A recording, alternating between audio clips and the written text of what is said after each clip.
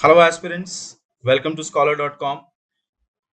This is myself Rohan Dange. I am your economy faculty here at Scholar, and today in this lesson we are going to discuss economy as a discipline. In the last lecture we talked about economy as a subject for UPSC, the year-wise weightage for UPSC for economy in UPSC, and also we talked about the strategy and the approach which is to be employed for studying this. Correct. So now in this lesson, we are going to start our basic series on economy, in which we are going to talk about economy as a discipline. Okay. So when you talk about economy as a discipline, the definitions of economy are various. There are varied definitions of economy. One such definition is economics is the study of how societies use scarce resources to produce valuable commodities and distribute them among different people. Right. So, what are these scarce resources? It could be anything. It could be food. It could be vitamins. It could even be water. Right. So, these are the resources which are basically available at our disposal, and how they are distributed amongst people. That is what is the locus standi of the field of economics. Economic studies uh, show how individuals, firms, governments, and other organizations within our society make choices, and how these choices determine society's use of its resources. So, as you can see from the second definition, also, resources determine everything. Resources will determine, or what you can say, the resource distribution is at the heart of economic studies, right? When you talk about individuals, when you talk about firms, when you talk about governments, and when you talk about other organizations, they make choices on a daily basis on the resource distribution, be it labor, land, capital, water, and so on and so forth. Okay. So these are the definitional, this is the definitional understanding of economy. We must realize that human want is infinite, but the resources which are available to us are finite. For example, coal as a resource is finite. For example, other minerals as a resource are finite. But our demand or of our want is infinite. For example, our demand for power is ever increasing. Our demand for money, that is profits, is ever increasing, right? So what we see is that there is a clear mismatch between human want and resources. This is the challenge for the economists to determine how finite resources shall be balanced with infinite human wants and demands. Right. So we need to make choices before we utilize the scarce resources by prioritizing some of our needs. So priority is the operational word here. Prioritizing means what is your priority of distribution? For example, water. For example, grains. These are our priority areas. So as a state or as a society, these resources which are sometimes very scarce, we need to distribute them according to the priorities associated with that. If I talk about a luxury car cannot be prioritized, right? So it can only be bought by people who have adequate money, right? So on the hierarchy of priority, a luxury car is very down below. But water, grains, and other food materials, oil seeds, these are very high on priority areas. So basically what we learn is that economics is the discipline which studies how individual, society, and the government make their prioritized choices. For example, the midday meal scheme, right? The midday meal scheme is a priority of the government is because it provides food to school going children. So that's a priority, right? Okay, we are embarking on other government skills or other government schemes which are prioritized choices, right? Because here we are trying to determine the needs and demands of people across all the spectrums and across all the classes in the society, right? And as I've told you, in the process of using scarce resource, we have to gratify various needs and wants of life. It could be anything. It could be health, it could be education, right? These are the things that need to be prioritized. These are the resources that one has to grab, one has to fulfill, right? Because one wants a purposeful and a meaningful life. So when the government embarks on distributing resources to people, the government has to keep in mind the demands of the people. So the demands of the people are health, water, education, sanitation, and so on and so forth. It is also said that economics is an exercise in space-time continuum. So what is this space-time continuum? See, you must realize that space means region. Now, in every region, the demands of people are different from each other. The demand for people in India are perhaps different from the demands of people in America or in Canada, right? In Canada, farmers do not want subsidy, but in India, farmers do want financial subsidy or direct benefit transfer, right? So, economics is an exercise in space, and economics is also an exercise in time continuum. Time meaning the time period. Today, our demands are far greater than our demands in the past. So, this tells us what? This tells us that in the space time continuum, the demands of the people change. Demands of the people change with location change. Demands of the people change with the change in time period also. So, economics is an exercise in time space continuum. That means that economically speaking, the resources which were important in the 18th century, now they are not important. The resources required in the 21st century are different. Like for example, uranium or nuclear missile material, that is very much required today, not only for expanding your nuclear arsenal, but also for actually augmenting your demand for nuclear power, which is clean power, which was not the case in 18th century, correct? When you talk about space, in space also, demands of the people in America are fairly different from the demands of people in India. Here in India, we always talk about food security because people are dying of hunger in our country.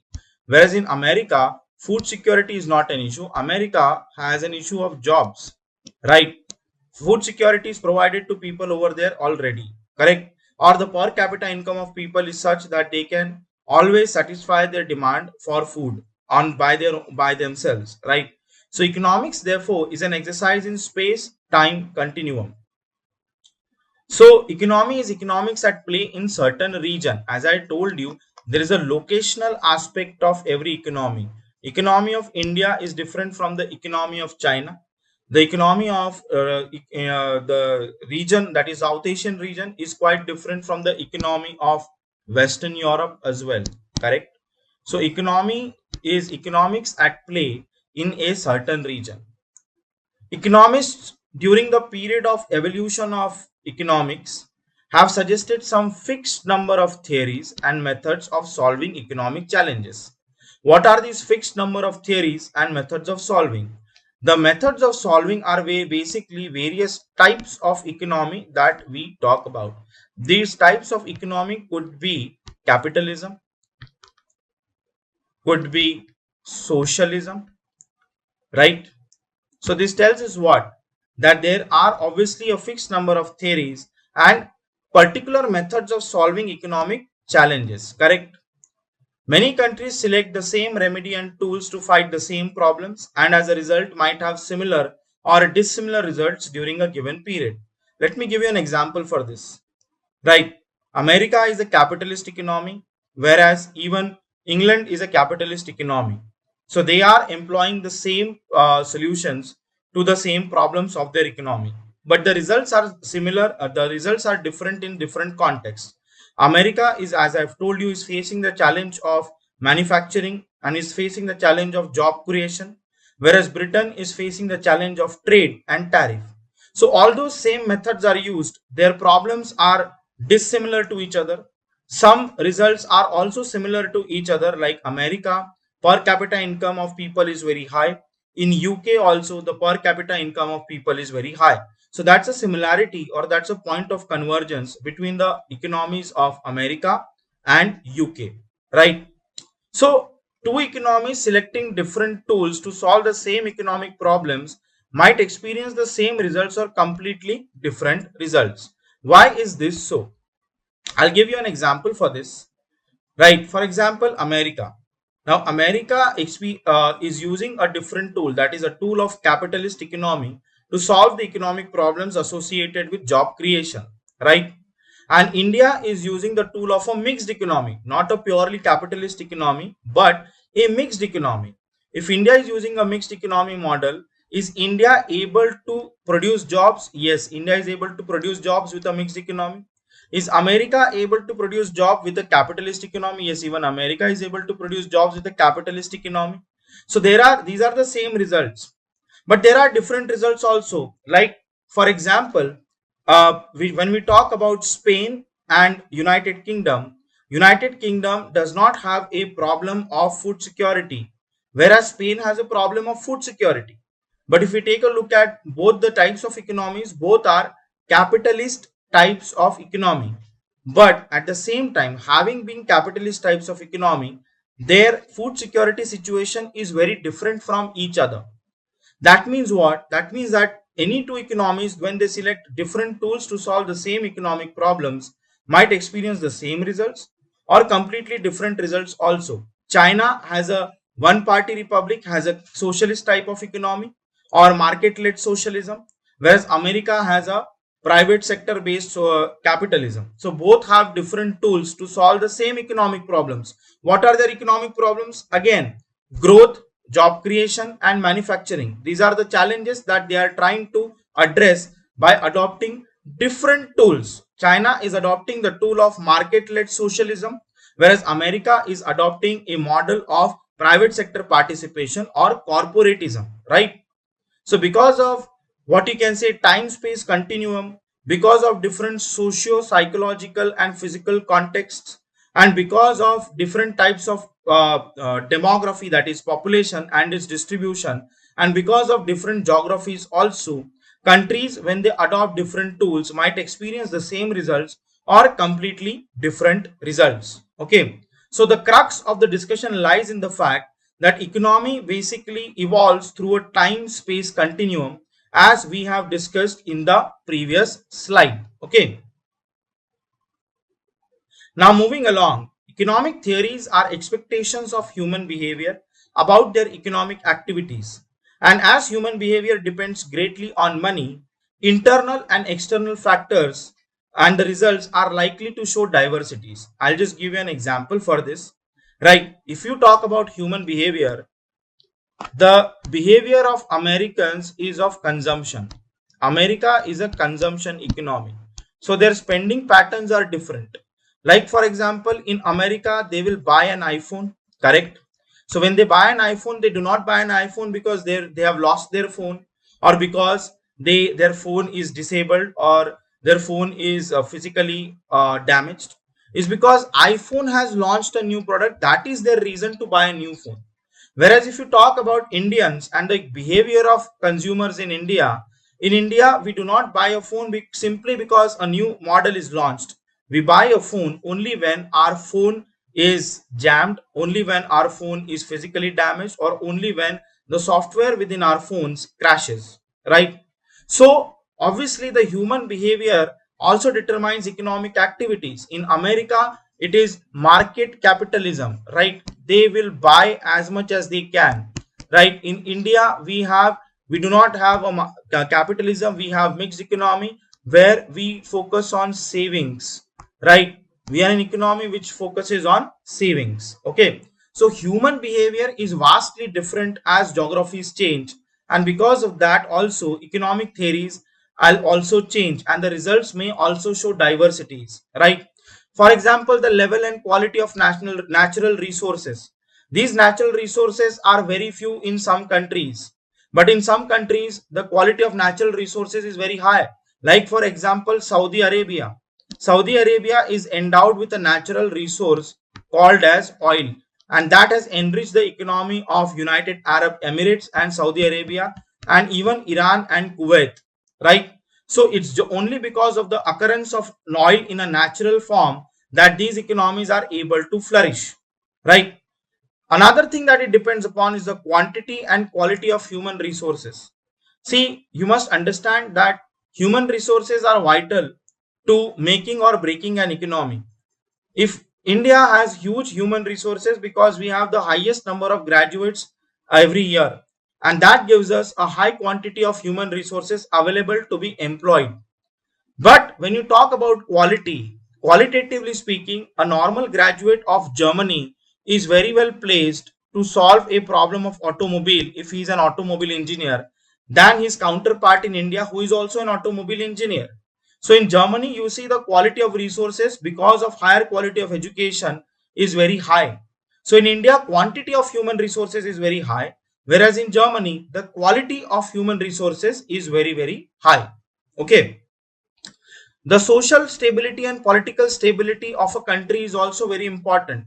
In a country which has problems socially and politically speaking, like Sri Lanka or like Syria, the investors will not invest in such countries which have a what you can say destabilized social and political milieu, and because of that, economy will not flourish, or you won't see a rise in per capita income, or you won't see a rise, or you won't see an increase in the formation of jobs, right? Historical background also plays a significant role. For example, the erstwhile USSR, Soviet Union, which has now become Russia.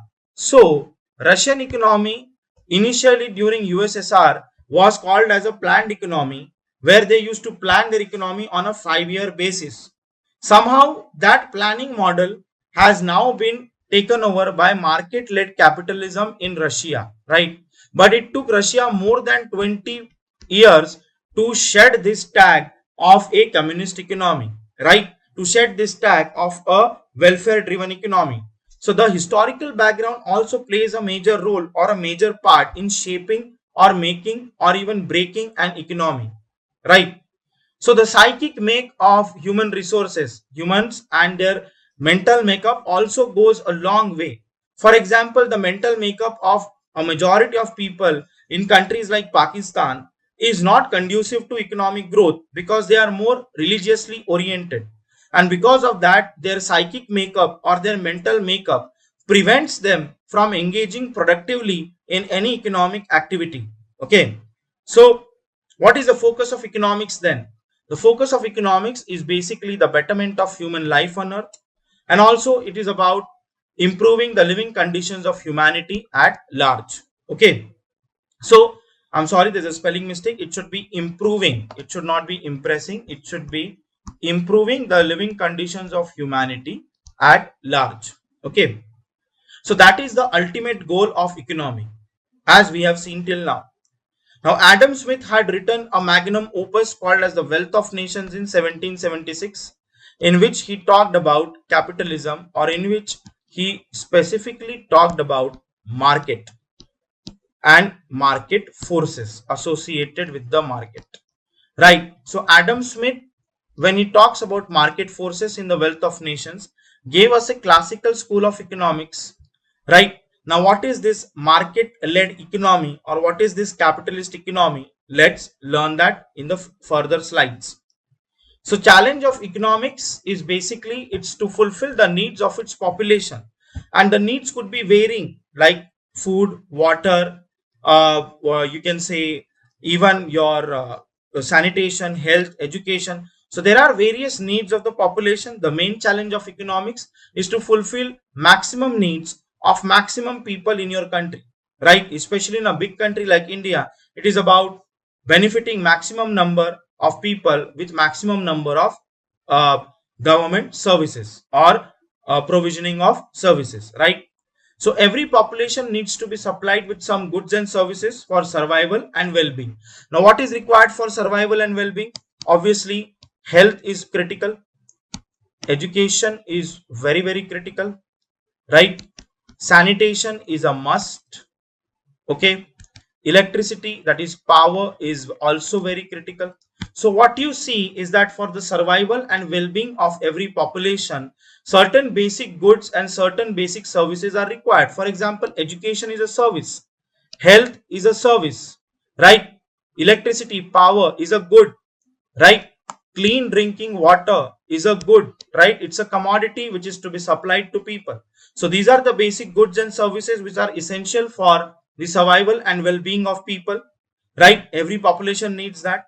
And as economy moves on the ladder of development, the process of fulfilling the needs of the population becomes a never ending phenomena. You know why it is called as never ending phenomena is because obviously human needs and demands are never ending. They are always increasing. And therefore, as economy moves on the ladder of development, the needs and demands of people will increase. When people are poor, their demands are very basic: food, clothing, and shelter. But when food, clothing, and shelter is provided to people, then their demand become even more higher. Then they will demand health and education and even electricity. If health, education, and electricity is provided, then people will demand public transport, metros, rail networks, highways, and other infrastructural projects. So as an economy moves on the ladder of development, as people also become more and more developed, the process of fulfilling the needs of the population, that also becomes a never ending phenomena, because as I've told you at the beginning of this lecture, human demand is infinite, right? Also, when you talk about the challenge of economics, one needs to understand that the standard of living within a given country differs from other countries. So when you talk about economics, it is not a one-stop solution, or it is not something that can be it is not a theory which can be applied to all nations.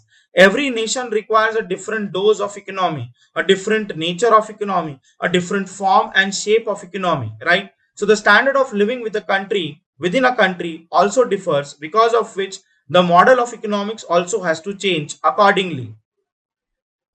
Now, there are two aspects of this challenge. The first aspect is availability of goods and services required by the population, and the second is presence of the supply network. For example, if in a country, if people require a lot of water, then availability of rivers in that country, or the availability of fresh water in that country, is of utmost importance, right? If in a given country a lot of electricity is required, for example in India, a lot of power is required, and most of our power comes from coal. So our power need is dependent on the coal as a resource. So the availability of goods and services required by the population also poses a huge challenge, right? And the presence of supply network. If the government has adequate uh, resources and goods to be supplied, what are the supply networks? For example, in India, we have created supply networks like the food distribution scheme, like the integrated child development scheme, like the midday meal scheme, and also we have linked the Aadhaar of each person in India with these needs, right? So Aadhaar, food security or food distribution system, integrated child development scheme, midday meal schemes are the supply mechanisms. So they create a supply network for your economy. So there are different distribution network models. In some countries, it is the state, that is the government, which supplies everything. In some countries, it is the market that is supplies everything. And in some countries, it is a mix of state and market both. Okay. So there is always a trade-off. You have to balance among desirable goals. Now let us understand what this trade-off is all about. So trade-offs involve making choices in policies wherein there is a compromise on one goal to achieve another. It is a way of balancing desirable goals. I'll give you an example. If in a country there are two types of expenditure, one is a defense expenditure and one is a health expenditure. In a coronavirus situation, the expenditure on health will be higher. So you will have to divert your expenditure from defense into health, correct? So you will have to make a compromise on one goal, that is defense expansion, to achieve another goal, that is health, right? So it is a way of balancing among desirable goals. I am diverting some amount of money from my defense expenditure into the health expenditure, right? So fiscal prudence, which is a yearly distribution of money, which is called as fiscal prudence by the government, may be traded off to some extent in the pursuit of welfare. What is fiscal prudence? Fiscal prudence is when you are very cautious about spending money. Prudence is caution, right? So fiscal prudence is when the government is very cautious about spending money. Now, sometimes in a country which has a lot of poor people or which has a lot of farmers, you have to give out a lot of subsidies and you have to spend a lot. These are your demands. What kind of demands? Welfare demands when you talk about poor people and farmers. So in favor of welfare, sometimes fiscal prudence is compromised. Now you decided not to spend too much, but you have to spend too much for poor farmers, because of which we have to give them subsidy. So because of your welfare obligations, you have to keep your fiscal prudence on the back burner. You cannot spend you have to spend even if you've decided not to spend. There is also a thing called as growth versus price stability. See, growth in the market comes from what? Growth in the market comes from loans. Banks give out loans. If banks give out loans at lower interest rates, then more loans will be taken up by the people. If people take more loans, then there will be more spending. If there will be more spending, then there will be more growth. Correct? Now, price stability is basically, if price is not stable, it leads to inflation. If price is always rising, then it leads to inflation. When does inflation rise? When there is a more demand than supply. In a scenario where there is a growth in the economy, there is obviously more demand, right? Because people are earning more, as we have seen. So as demand rises, there is a possibility of inflation also to rise. Correct?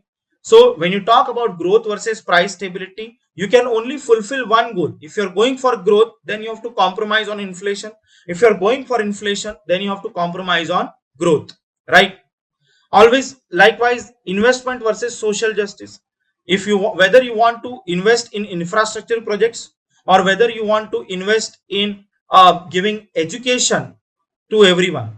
Education, basically education is about social justice and infrastructure is about investment. So if you are spending more on infrastructure creation, then expenditure on education will be lower.